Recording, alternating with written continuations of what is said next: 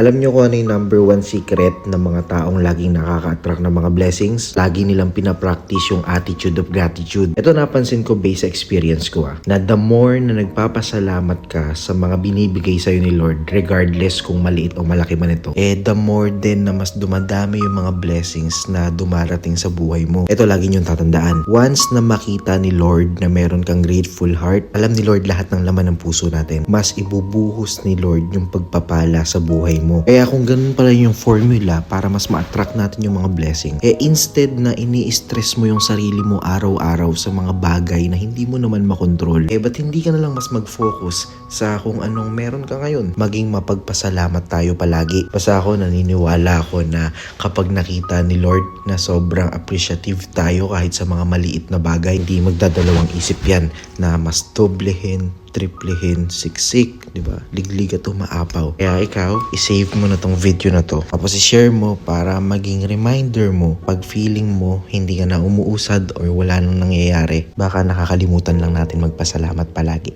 Follow me for more.